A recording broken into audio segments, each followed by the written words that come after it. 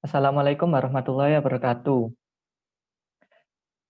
Perkenalkan kami dari kelompok 6, kelas 43, Institut Teknologi 10 November, akan mempresentasikan hasil kerja kami pada mata kuliah Bahasa Indonesia.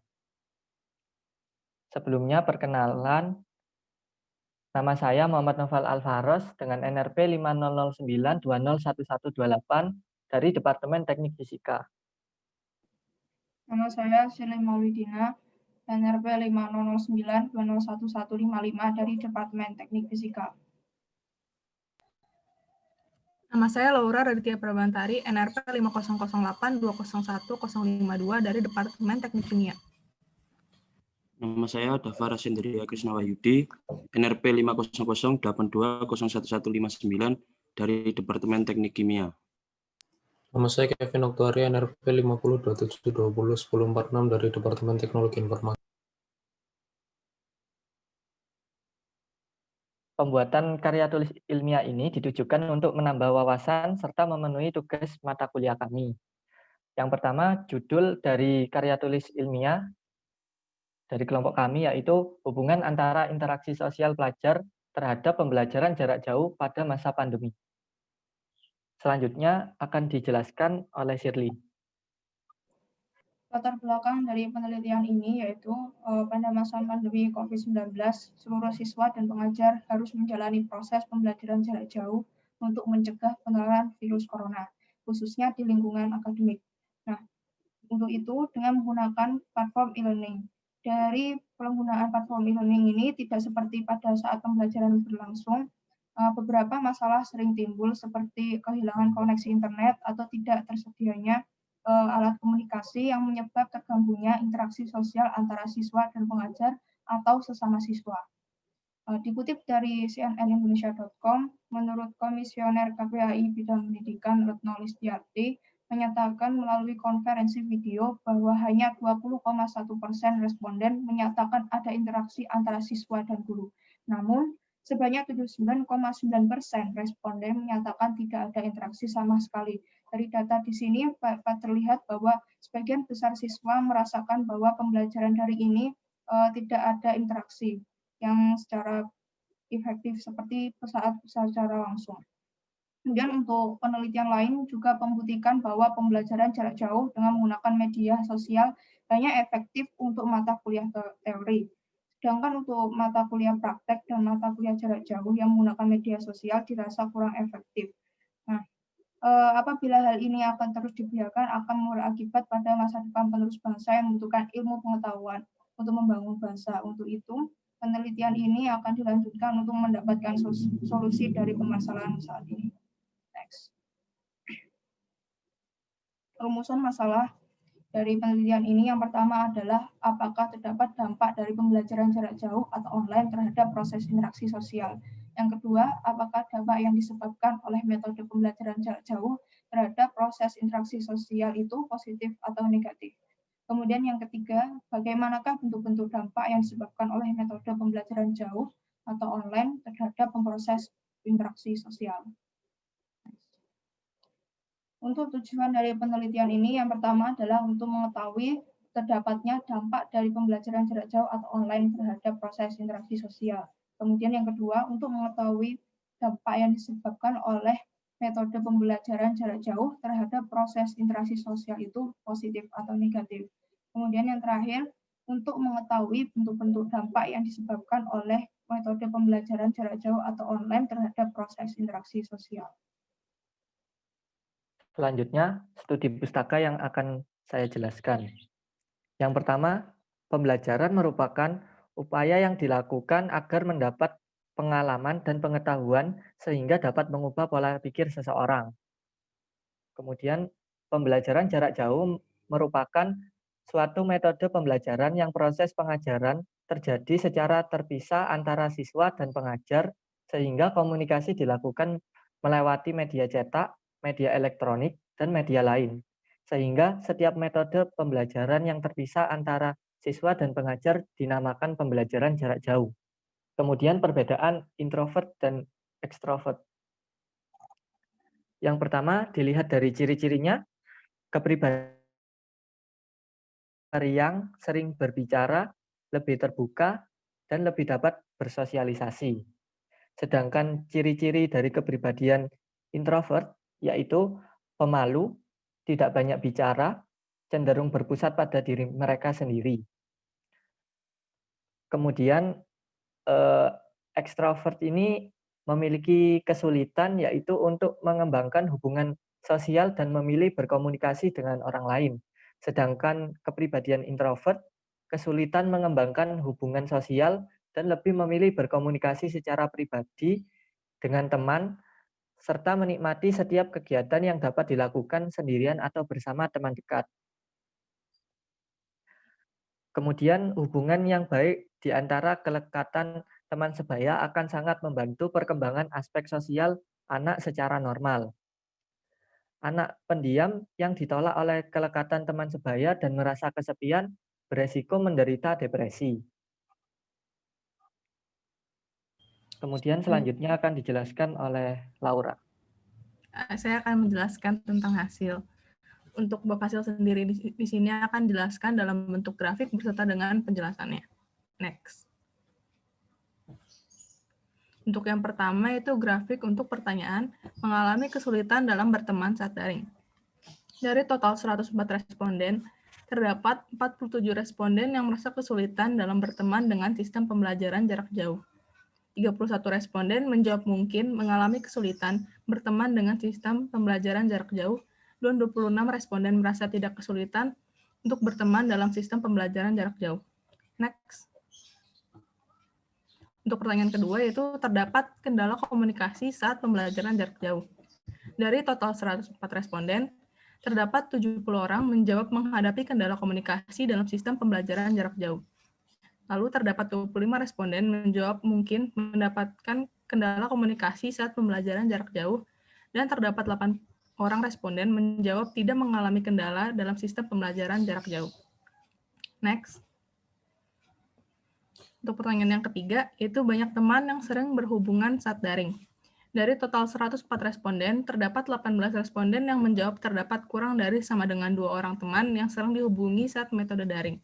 Dan terdapat 85 responden yang menjawab terdapat lebih dari 2 teman yang sering dihubungi saat metode daring. Next. Selanjutnya adalah grafik nilai untuk sistem pembelajaran daring dan pertemanan saat daring. Dari grafik ini didapatkan hasil sebagai berikut, yaitu next. Untuk pertanyaan menyukai pembelajaran daring yang ditandai dengan grafik berwarna biru, dari 104 responden, terdapat sebanyak 8 responden memberi nilai 5, 18 responden memberi nilai 4, 50 responden memberi nilai 3, 18 responden memberi nilai 2, dan 9 responden memberi nilai 1. Untuk pertanyaan, memahami materi yang diberikan saat pembelajaran jarak jauh, yang ditandai dengan grafik warna orange, dari 104 responden, terdapat 18 responden memberikan nilai 4, 46 responden memberikan nilai 3, 30 responden memberikan nilai 4, dan 9 responden memberikan nilai 1.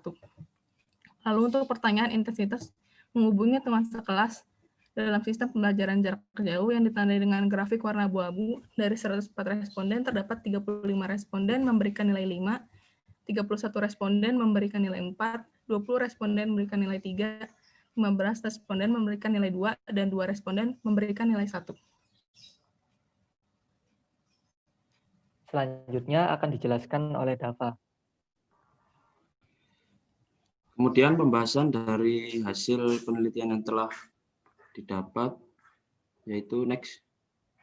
Sebagaimana dijelaskan tadi bahwa pembelajaran daring yang dilaksanakan saat ini adalah upaya untuk memutus mata rantai penyebaran COVID-19 dengan menggunakan aplikasi-aplikasi atau platform dengan memanfaatkan jaringan internet. Secara keseluruhan, mahasiswa puas dengan pembelajaran yang fleksibel karena dosen memberikan perkuliahan melalui kelas-kelas virtual yang dapat diakses dimanapun dan kapanpun tidak terikat ruang dan waktu. Namun, realita yang kami dapatkan di lapangan, sebanyak 70 orang menemukan kendala komunikasi saat pembelajaran jarak jauh. 25 orang menyatakan ragu-ragu, sedangkan sebanyak 8 orang yang tidak menemukan kendala komunikasi. Dari data ini dapat dilihat bahwa realita pembelajaran daring tidak sepenuhnya membawa dampak baik dalam proses pembelajaran, karena hanya sedikit dari sebagian responden yang menyatakan bahwa tidak menemukan kendala komunikasi saat pembelajaran daring.